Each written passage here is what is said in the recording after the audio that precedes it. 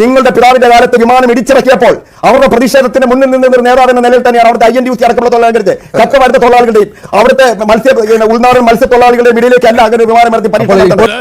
യുദ്ധഭൂമിയിൽ ഒരു പുതിയ പഠനം. വേമ്പനാട്ടുകായലിൽ കുഴപ്പമില്ല. അല്ല എന്റെ മഞ്ജുഷ, നിങ്ങൾ ഒന്നുകിൽ 2013 വേമ്പനാട്ടുകായലിൽ കുഴപ്പമുണ്ട്. അല്ല, ഫ്ലൈറ്റ് പൊങ്ങി പരീക്ഷണ പറക്കൽ പൊങ്ങി താഴുന്നതിന് മുമ്പ് തന്നെ അവിടെ ബോട്ടുകൾ ഇട്ട് കൊടികുത്തി സമരം ചെയ്യുന്നത് നമ്മളെല്ലാം കണ്ടു. നിങ്ങൾക്ക് ഏതെങ്കിലും പദ്ധതി ആലോചിക്കുന്നുണ്ടെങ്കിൽ നിങ്ങളത് തുടങ്ങി വെച്ചിട്ട് പോകണം, അല്ലെങ്കിൽ അടുത്ത സർക്കാർ വരുമ്പോൾ അവരെ മുടക്കാൻ നിങ്ങൾ നിൽക്കും. ജനാധിപത്യ സീപ്ലൈൻ ആണ് എന്ന് പറയുമ്പോൾ ജനാധിപത്യത്തിൽ ഏറ്റവും പ്രധാനമായിട്ട് ഇതിനെ ഒരിക്കൽ എതിർത്തിരുന്ന കക്ഷി ചെയ്യേണ്ടതാണ്. അന്ന് ഏതൊരു വിഭാഗം തൊഴിലാളികൾക്ക് വേണ്ടിയിട്ടായിരുന്നു ഈ പദ്ധതിയെ എതിർത്തിരുന്നത്, അവരുമായി ചർച്ച നടത്തി അവരുടെ ആശങ്കകൾ ദൂരീകരിക്കണമായിരുന്നു. 100% ഞാൻ യോജിക്കുന്നു. ഞാൻ പൂർത്തിയാക്കിയില്ല. എന്തോ അലമ്പുണ്ടാക്കാൻ വന്നിരിക്കുക. കണ്ണാടി ഒന്ന് മുഖത്തൊന്ന് ഒന്ന് നല്ലവണ്ണം തുടച്ചിട്ട് അത് വായിച്ചു നോക്ക്. കണ്ണാടി തുടച്ചാലും ഇല്ലെങ്കിൽ കാണാൻ പറ്റും. ചില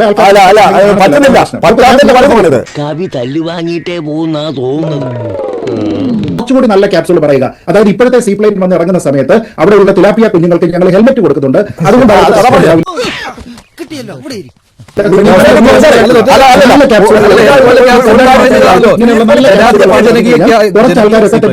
സാധിക്കും. 2013 ഉമ്മൻചാണ്ടി സർക്കാർ കൊണ്ടുവരാൻ ശ്രമിച്ച പദ്ധതിയുമായി യാതൊരു വിധത്തിലുള്ള കെട്ടിലും മട്ടിലും ആശയത്തിലും അതിന്റെ എങ്ങനെയാണ് അതിന്റെ ഓപ്പറേഷൻസ് ആ കാര്യത്തിലൊന്നും തന്നെ യാതൊരു വിധത്തിലുള്ള മാറ്റവും ഇല്ലാത്ത ഒരു പദ്ധതിയാണ് ഇപ്പോൾ കൊണ്ടുവരുന്നത്. അപ്പൊ നമ്മൾ പതിവായിട്ട് പറയുന്നത് പോലെ 10 വർഷം മുമ്പ് CPM എതിർക്കുന്ന വിഷയങ്ങൾ പിന്നീട് 10 വർഷം കഴിയുമ്പോഴേക്ക് നാടിന് ഗുണമുള്ളതായിരുന്നു എന്നുള്ള ഒരു തിരിച്ചറിവാണ്. അതോടൊപ്പം തന്നെ ഇരട്ടത്താപ്പുമാണ്. കാരണം എന്തിനെ എതിർത്തു എന്നതിന് ഒരു ന്യായീകരണം പോലും കൃത്യമായിട്ട് പറയാൻ CPM-ന് കഴിയുന്നില്ല. മുമ്പത്തെ സീപ്ലൈൻ ജനാധിപത്യ വിരുദ്ധ തൊഴിലാളി വിരുദ്ധ സീപ്ലൈൻ ആയിരുന്നു. UDF-ന്റെ സീപ്ലൈൻ. LDF-ന്റെ സീപ്ലൈൻ ജനാധിപത്യ ജനകീയ സീപ്ലൈനാണ്. ജനാധിപത്യ ജനകീയ സീപ്ലൈൻ എന്താണ് ഇതിന്റെ അർത്ഥമെന്ന് മനസ്സിലാകുന്നില്ല. UDF കൊണ്ടുവന്നതിനേക്കാൾ എന്ത് വ്യത്യാസമാണ് ഉള്ളത്? അന്ന് എതിർത്തിട്ട് ഇന്ന് അനുകൂലിക്കാൻ എന്താണ് കാരണം? ഒന്നിനും ഒരു മറുപടിയുമില്ല. പറയുന്ന നിനക്കില്ലേലും കേൾക്കുന്ന എനിക്കില്ലടാ ഒരു ചളുപ്പ്. നിങ്ങൾ കണ്ണടച്ചിരുട്ടാക്കരുത്. നിങ്ങൾ ഉമ്മൻചാണ്ടി ഗവൺമെന്റ് കൊണ്ടുവരാൻ ശ്രമിച്ച് 2013 ഉപേക്ഷിച്ചിട്ട് പോയൊരു പദ്ധതി. എന്നിട്ട് ആ പദ്ധതി ഇത്രയും വർഷങ്ങൾക്ക് ശേഷം 11 വർഷങ്ങൾക്ക് ശേഷം യാഥാർത്ഥ്യമാകുമ്പോൾ ഇടതുപക്ഷ ജനാധിപത്യ മുന്നണിയുടെയും അതിന്റെ ഭരണത്തിന് നേതൃത്വം നൽകുന്നവരുടെയും ഇച്ഛാശക്തിയാണ് വിജയിക്കുന്നത്. ചാടി എഴുന്നേറ്റ് പഞ്ചായത്ത് ഗ്രൗണ്ട് വഴി 2 റൗണ്ട് ഓടി ഒന്ന് പോടോ. പല തീരുമാനങ്ങളും ഇങ്ങനെ റവല്യൂഷണറി ആയിട്ട് ജനങ്ങളുടെ ജീവിതത്തിൽ സാരമായ മാറ്റം ഉണ്ടാക്കുകയും ആൾക്കാരുടെ തൊഴിൽ വർദ്ധിപ്പിക്കുക, അല്ലെങ്കിൽ ആൾക്കാരുടെ ജീവിത മാർഗം കൂടുതൽ മാർഗം ജീവിക്കാനുള്ള ഇങ്ങനെ പോയാൽ സംഗതി കുഴയും. ഉപജീവനത്തിനുള്ള മാർഗങ്ങൾ നൽകുക, അവരുടെ ജീവിത നിലവാരം വർദ്ധിപ്പിക്കുക എന്ന രീതിയിലേക്ക് കൊണ്ടുവരാനായിട്ട് ആര് ശ്രമിച്ചാലും അതിനെയൊക്കെ തന്നെ എതിർക്കുന്ന ഒരു പാരമ്പര്യം പൊതുവെ ഇടതുപക്ഷത്തിനുണ്ട്. അതൊക്കെ ഗോപാലകൃഷ്ണൻ ഒരു നമ്പർ അല്ലേ. പലപ്പോഴും അത്തരത്തിലുള്ള തീരുമാനങ്ങളൊക്കെ തന്നെ അവർ തിരുത്തുന്നത് 10-30 വർഷം കഴിഞ്ഞിട്ടാണ്. നമ്മുടെ കേരളത്തിന്റെ ഭാഗ്യം എന്ന് പറയാം. ഈ വിഷയം 11 വർഷം കഴിഞ്ഞപ്പോഴേക്കും അവർ തിരുത്തി എന്നുള്ളത് നമ്മുടെ ഒരു ഭാഗ്യമാണ്. ഉമ്മൻചാണ്ടി സർക്കാർ അന്ന് വലിയ സാമ്പത്തിക ബാധ്യത, ഈ ജലവിഭാഗത്തിന്റെ കാര്യത്തിൽ അന്ന് വലിയ സാമ്പത്തിക ബാധ്യത വരുത്തി വെച്ചിരുന്നു എന്നാണ് ഇവിടെ ചർച്ചയിൽ പങ്കെടുത്ത ശ്രീ AH ഹാഫിസും അത് പറയുന്നത് കേട്ടു. 2013 കൊണ്ടുവന്ന പദ്ധതി പിന്നെ ആ ജലവിമാനം വെറുതെ കിടക്കുകയായിരുന്നു. അങ്ങനെ ആ കമ്പനി തന്നെ അടച്ചു പൂട്ടേണ്ടി വന്നു. ഇന്ന് അന്നത്തെ കമ്പനിയുടെ ഉടമയും പ്രതികരിച്ചിരുന്നു, ഞങ്ങൾക്ക് വലിയ നഷ്ടമുണ്ടാക്കിയ ഒരു പദ്ധതിയായി പോയി എന്ന്. അപ്പോൾ അന്ന് ഈ 3 മാസത്തിനുള്ളിൽ ചർച്ച നടത്തി എല്ലാം പരിഹരിക്കാമെന്ന് പറഞ്ഞിട്ട് എങ്ങനെ അത് തടസ്സപ്പെട്ടു ശ്രീ ചാണ്ടി ഉമ്മൻ? കേട്ടോ, ചർച്ചകൾ എന്തിനെങ്കിലും അവർ തയ്യാറായിട്ടുണ്ടോ? ഏതെങ്കിലും ചർച്ച അംഗീകരിക്കാൻ തയ്യാറായിട്ടുണ്ടോ? ആ ഫ്ലൈറ്റ് പൊങ്ങി പരീക്ഷണ പറക്കൽ പൊങ്ങി താഴുന്നതിന് മുമ്പ് തന്നെ അവിടെ ബോട്ടുകൾ ഇട്ട് കൊടികുത്തി സമരം ചെയ്യുന്നത് നമ്മളെല്ലാം കണ്ടു. ഒരു കയ്യബദ്ധം നാറ്റുകരുത്. സ്വാഭാവികമായിട്ടും നിങ്ങൾക്കറിയാം ആ സമയം എന്ന് പറഞ്ഞാൽ സോളാറിന്റെ സമയം കൂടിയാ. അപ്പൊ എരുതിയിൽ എണ്ണ ഒഴിക്കുന്നതിന്റെ കൂട്ടത്തിൽ സോളാർ സമരം കൂടെ ആയി. മുഖ്യമന്ത്രിയെ കല്ലെറിയുന്നതായി, മുഖ്യമന്ത്രിയുടെ പരിപാടിയിൽ പങ്കെടുക്കാതായി, മുഖ്യമന്ത്രി ഇറങ്ങാൻ പറ്റാത്ത സാഹചര്യം ഉണ്ടാക്കി. അങ്ങനെ ഒരു സാഹചര്യം കൂടി അന്നുണ്ട്. അപ്പൊ ഈ ഒരു ചർച്ച പോലും അവർ തയ്യാറായിട്ടില്ല എന്നുള്ളതാണ് ഇതിന്റെ യാഥാർത്ഥ്യം. ഇത് വടി കൊടുത്ത് അടി വാങ്ങുന്ന പരിപാടിയാണല്ലോ ബാബു. രൂപ ചെലവാക്കി കൊണ്ടുവന്ന പദ്ധതിയെ നശിപ്പിച്ചു കളഞ്ഞ രീതിയിലുള്ള സമരങ്ങൾ അത് ഇന്നും ഇന്നലെ തുടങ്ങിയതല്ല. കമ്പ്യൂട്ടറും ട്രാക്ടറും മുതലായി എല്ലാ സമരങ്ങളും ആ തരത്തിലും ആ മോഡലിലുമാണ് പോയിക്കൊണ്ടിരിക്കുന്നത്. ഇനിയും അത് അനുവദിക്കാൻ പറ്റത്തില്ല. മികച്ച രീതിയിൽ തന്നെ ഇത് കൊണ്ടുപോകണം എന്ന അഭിപ്രായം എനിക്ക്. 100% ഞാൻ യോജിക്കുന്നു. അങ്ങയുടെ അപ്പ അങ്ങയുടെ ബഹുമാന്യായ പിതാവ് ശ്രീ ഉമ്മൻചാണ്ടി സാറ് കോൺഗ്രസ് നേതാവായിരിക്കുമ്പോൾ തന്നെ കാലിക്കറ്റ് സർവകലാശാലയിൽ കമ്പ്യൂട്ടർ വർക്കെതിരെ സമരം ഉദ്ഘാടനം ചെയ്ത വ്യക്തിയാണ്. അതിനൊന്നും ഇല്ലേ? അതങ്ങനെ നിഷേധിക്കാൻ പറ്റുമോ? DYFI നടത്തിയ ഈ കമ്പ്യൂട്ടർ വിരുദ്ധ സമരങ്ങളെ നിങ്ങൾ ഉയർത്തുന്നതോടൊപ്പം തന്നെ ഈ കാര്യങ്ങൾ തലകുലിക്കേണ്ട കാര്യമില്ല, കാര്യമായിട്ട് തന്നെ അംഗീകരിച്ചു പോകുക. അങ്ങേക്കൊപ്പം കേരള നിയമസഭ വിശ്വസിക്കുന്നില്ല. സഹിഷ്ണുതയോടെ ഇരുന്ന മറ്റുള്ളവർക്ക്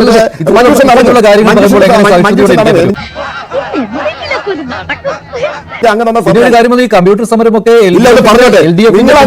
അവർ രണ്ടുപേരും ബുദ്ധിയുള്ള ആൾക്കാർ, അവർ പറഞ്ഞോളും. നിങ്ങൾ അവർക്ക് ഇത് കൊടുക്കേണ്ട കാര്യമില്ല. എന്തോന്നാടോ ഇത്? എവിടെ നിന്ന് കിട്ടിയോടോ ഈ ഉണ്ടാക്കണേ? പിതാവിന്റെ കാലത്ത് വിമാനം ഇടിച്ചിറക്കിയപ്പോൾ അവരുടെ പ്രതിഷേധത്തിന് മുന്നിൽ നിന്ന് നേതാവ് എന്ന നിലയിൽ തന്നെയാണ് അവിടുത്തെ INTUC അടക്കമുള്ള തൊഴിലാളികളുടെ കച്ചവട തൊഴിലാളികളുടെയും അവിടുത്തെ ഉൾനാടൻ മത്സ്യത്തൊഴിലാളികളുടെയും ഇടയിലേക്കല്ല അങ്ങനെ വിമാനം നടത്തി കുഴപ്പമില്ല. എന്റെ മഞ്ജുഷ, നിങ്ങൾ ഒന്നുകിൽ 2013 വേമ്പനാട്ടുകായലിൽ കുഴപ്പമുണ്ട്. അല്ല, ആ വേമ്പനാട്ടുകായൽ നിന്ന് പറന്നു വരുന്ന മാട്ടുപ്പെട്ടി ഡാമിലാണ് ഇറങ്ങിയിരിക്കുന്നത്, അല്ലാതെ മത്സ്യത്തൊഴിലാളികൾ ഗ്രൂപ്പിന്റെ റിലീസ് വായിച്ചു നോക്കൂ. അതിനകത്ത് കൃത്യമായിട്ട് ഏതെല്ലാം കായലുകളെ ബന്ധിപ്പിച്ചുകൊണ്ടാണ് സീപ്ലെയിൻ സർവീസ് എന്ന് പറയുന്നത്. അതിന് പരീക്ഷണ പറക്കൽ മാത്രമായിരുന്നു കൊച്ചി കായലിൽ നിന്ന് മാട്ടുപ്പെട്ടി ഡാമിലേക്ക്. കണ്ണൂർ എയർപോർട്ടിന്റെ കാര്യത്തിൽ നിങ്ങൾ അവരെടുത്തു. കൊച്ചി മെട്രോ പ്രധാനമന്ത്രി വരുന്ന ദിവസം ഹർത്താൽ കൊടുത്താണ് അദ്ദേഹത്തെ സ്വീകരിച്ചത്. അന്ന് എമർജിംഗ് കേരള എന്ന് പറഞ്ഞ പരിപാടിയുടെ ഉദ്ഘാടനം കൂടിയായിരുന്നു. അന്ന് ഹർത്താൽ പ്രഖ്യാപിച്ച മുന്നണിയാണ് ഇടതുപക്ഷ മുന്നണി. എനിക്കൊന്നും ഓർമ്മ വരുന്നില്ല.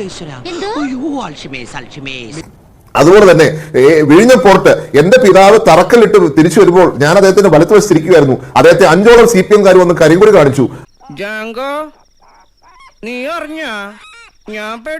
അത് വളരെ ക്ഷമയോടുകൂടിയാണ് ഞങ്ങൾ ഇതെല്ലാം നേരിട്ടത്. അത് ഏത് വികസന പദ്ധതി വന്നാലും എതിർക്കുക എന്നുള്ളത് യാഥാർത്ഥ്യമാണ്. ആ യാഥാർത്ഥ്യത്തെ മറച്ചു വെച്ച് സംസാരിക്കുന്നത് അങ്ങ് ചരിത്രത്തോട് നീതികേട് കാണിക്കുകയാണ് എന്ന് മാത്രമേ എനിക്ക് പറയാനുള്ളൂ. എന്നെ കൊല്ലാതിരിക്കാൻ പറ്റുമോ? പദ്ധതി ആലോചിക്കുന്നുണ്ടെങ്കിൽ നിങ്ങളത് തുടങ്ങി വെച്ചിട്ട് പോകണം. അല്ലെങ്കിൽ അടുത്ത സർക്കാർ വരുമ്പോൾ അതിനെ മുടക്കാൻ നിങ്ങൾ നിൽക്കും. അതുകൊണ്ട് ഞാനൊന്ന് കിടക്കട്ടെ. ഏത് പദ്ധതി നിങ്ങൾ വികസനത്തിന് ആഗ്രഹിക്കും നിങ്ങൾ തുടങ്ങിക്കൊള്ളുക, ക്രെഡിറ്റ് എടുത്തുകൊള്ളുക, ഒരു പ്രശ്നവുമില്ല. വികസനം വരട്ടെ, നമ്മുടെ നാട് മുന്നോട്ട് പോട്ടെ. ഇപ്പുറത്ത് കെട്ടിയിരിക്കുന്ന പശുവിനെ അപ്പുറത്ത് കെട്ടുന്നത് എങ്ങനെ ചോദിച്ച ആൾക്കാരാണ് ഇന്നിപ്പം ഞങ്ങളാണ് NH ഡെവലപ്പ് ചെയ്ത് കൊണ്ടുവന്ന് പറഞ്ഞത്. എക്സ്പ്രസ് ഹൈവേ ഹഫീസ് അങ്ങ് തെറ്റിപ്പോയി. എക്സ്പ്രസ് ഹൈവേ AK ആന്റണി കൊണ്ടുവന്ന പ്രോജക്റ്റാണ്. MK മുനൂർ പ്രപ്പോസ് ചെയ്ത പ്രോജക്റ്റാണ്. ആ പ്രോജക്റ്റിനെ ആക്കിയതിലൂടെ നമുക്ക് വലിയ നഷ്ടമാണ് ഉണ്ടായിരിക്കുന്നത്. ഇന്ന് നിങ്ങൾ 20 വർഷത്തിന് ശേഷം ക്ലെയിം ചെയ്യുകയാണ് ഞങ്ങൾ ഇത് കൊണ്ടുവന്നു. പക്ഷെ എത്ര വർഷം നഷ്ടപ്പെട്ടു? എത്ര ചെറുപ്പക്കാരാണ് നമ്മുടെ രാജ്യം വിട്ടു പോയിക്കൊണ്ടിരിക്കുന്നത്, നമ്മുടെ സംസ്ഥാനം വിട്ടു പോയിക്കൊണ്ടിരിക്കുന്നത്. ഇവിടെ വ്യവസായങ്ങളില്ല, മുന്നോട്ട് പോകാൻ സാഹചര്യമില്ല എന്ന് എല്ലാവരും പറയും. നമുക്ക് ഇനിയെങ്കിലും ആ കൾച്ചർ ഒന്ന് മാറ്റിയെടുക്കണം. നിർത്തിയങ്ങ് അവമാനിക്കുവാണെന്ന് 3 ഇടത് വിരുദ്ധരോടാണ് അല്ലെങ്കിൽ 3 സർക്കാർ വിരുദ്ധരോടാണ് ഞാൻ ഒറ്റയ്ക്ക് ഈ പരിമിതമായ സമയത്ത് മാക്സിമം മഞ്ജിത്ത് ഇടപെട്ട് എങ്ങനെ അലങ്കോലപ്പെടുത്താമെന്ന് ശ്രമിക്കുന്നുണ്ട്. AK ആന്റണി ഗവൺമെന്റ് കാലത്ത് CMK മുനീർ PWD മിനിസ്റ്റർ സമയത്തുണ്ടായിരുന്ന എക്സ്പ്രസ് ഹൈവേ, അതേ എക്സ്പ്രസ് ഹൈവേ എങ്ങനെ 30 മീറ്ററായി ചുരുക്കാം എന്ന് ചർച്ച ചെയ്ത ആളാണ് കേരളത്തിന്റെ മുൻ മുഖ്യമന്ത്രി ബഹുമാന്യ ഉമ്മൻചാണ്ടി. അത് 45 മീറ്ററായി വികസിപ്പിച്ച ആളുടെ പേരാണ് സഖാവ് പിണറായി വിജയൻ. ആ ആർജവത്തിന്റെ പേരാണ്. അതാണ് വ്യത്യാസം. ആൾക്ക് തീരെ വിദ്യാഭ്യാസം വിവരമൊന്നും ഇല്ലേ? വിഡ്ഢിത്തിരെ പറയുള്ളൂ. കണ്ണൂർ വിമാനത്താവളത്തിൽ കൊണ്ട് വിമാനം ഇറക്കിയ കാര്യം, ഏത് വിമാനം ഇറക്കുന്നത്? തുരിശടിക്കാൻ, എന്റെയും നിങ്ങളുടെയൊക്കെ നാട്ടിൽ റബ്ബറിന് തുരിശടിക്കാൻ ഏത് പാറപ്പുറത്തും കൊണ്ടുവന്ന് ഇറക്കാവുന്ന ഹെലികോപ്റ്ററിന് സമാനമായ ഒരു വിമാനം കൊണ്ടുവന്ന് ഇറക്കി. അതിനുശേഷം വർഷങ്ങൾ കഴിഞ്ഞു. തെരഞ്ഞെടുപ്പിന് തൊട്ടു മുമ്പ് ജനങ്ങളെ പറ്റിക്കാൻ അന്നത്തെ ഗവൺമെന്റ് കാണിച്ച ഒരു പ്രഹസനമാണ്, ഒരു ഡ്രാമയായിരുന്നു അത്. ജനങ്ങൾ അത് തിരിച്ചറിഞ്ഞുകൊണ്ടാണ് അവിടെ പിന്നീട് നടന്ന തെരഞ്ഞെടുപ്പിൽ ഇടതുപക്ഷ ജനാധിപത്യം 2ാം തവണയും അധികാരത്തിലെത്തിച്ചത്. ഇത്തരം കാര്യങ്ങളൊക്കെ നമ്മൾ ചെയ്യുമ്പോൾ നമ്മൾ മാത്രമാണ് മിടുക്കന്മാർ, ഇത് കണ്ടുകൊണ്ട് നിൽക്കുന്നവരെല്ലാം മണ്ടന്മാരാണെന്നുള്ള തെറ്റിദ്ധാരണ UDF ഉണ്ടായതാണ് ഏറ്റവും വലിയ പരാജയം. ഞാൻ അവസാനിപ്പിക്കണം. ഒറ്റ ചോദ്യം, 2013 സീപ്ലെയിനും 2024 സീപ്ലെയിനും തമ്മിലുള്ള വ്യത്യാസം എന്താ?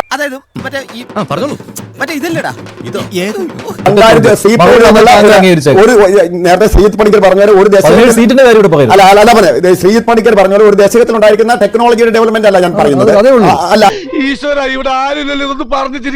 ഇതിന്റെ ഉപഭോക്താക്കളായ ജനങ്ങളുടെ ആശങ്കകൾ പരിഹരിക്കാൻ അത് ഇറങ്ങുന്ന പദ്ധതി പ്രദേശത്ത് UDF ഇവിടെ തുനിഞ്ഞിറങ്ങിയാൽ ഈ ആശങ്ക തനിയെ ഉണ്ടായിക്കൊണ്ട് വരാം.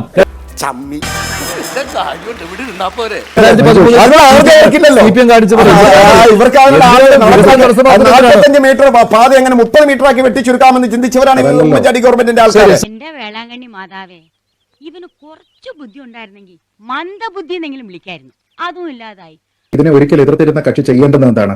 അന്ന് ഏതൊരു വിഭാഗം തൊഴിലാളികൾക്ക് വേണ്ടിയിട്ടായിരുന്നു ഈ പദ്ധതിയെ എതിർത്തിരുന്നത് അവരുമായി ചർച്ച നടത്തി അവരുടെ ആശങ്കകൾ ദൂരീകരിക്കണമായിരുന്നു. ഞാൻ ഇവന്റെ രണ്ടെണ്ണം വാങ്ങിച്ചിട്ടേ പോവുള്ളൂ. ഞാൻ പൂർത്തിയാക്കി. ആര് പറഞ്ഞു? എന്റെ സമയമാണ്. ഞാൻ പൂർത്തിയാക്കിയില്ല. അല്ല, അങ്ങനെ ഈ ഒരു കാര്യം കണ്ണാടി ഒന്ന് മുഖത്തൊന്ന് ഒന്ന് നല്ലപോലെ തുടച്ചിട്ട് ഒന്ന് വായിച്ചു നോക്ക്. ദൈവമേ, ഇത് രണ്ട് കക്ഷികൾക്കും ചേർത്ത് ഒറ്റ വിധിയാണെന്നാണ് തോന്നുന്നത്. കണ്ണാടി തുടച്ചാലും ഇല്ലെങ്കിൽ കാണാൻ പറ്റും. ഇങ്ങനെ നാറാനൊരു ചങ്കൂറ്റം വേണം കേട്ടാ. കുറച്ചുകൂടി നല്ല ക്യാപ്സൂൾ പറയുക. അതായത് ഇപ്പോഴത്തെ സീപ്ലെയിൻ വന്ന് ഇറങ്ങുന്ന സമയത്ത് അവിടെയുള്ള തിലാപ്പിയ കുഞ്ഞുങ്ങൾക്ക് ഞങ്ങൾ ഹെൽമെറ്റ് കൊടുക്കുന്നുണ്ട്. അതുകൊണ്ട്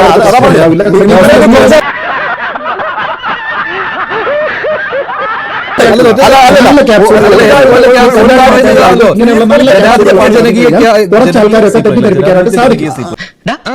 കിട്ടിയാ ഇല്ല, ചോദിച്ചു വാങ്ങിച്ചു പോവാ. ഇത് ജനാധിപത്യപരമായിട്ടുള്ള സീപ്ലെയിൻ ആണെന്ന് പറയുമ്പോൾ ഒരു ചർച്ച പോലും നടത്താതെ കൺസേൺ ആയിട്ടുള്ള ആൾക്കാരുടെ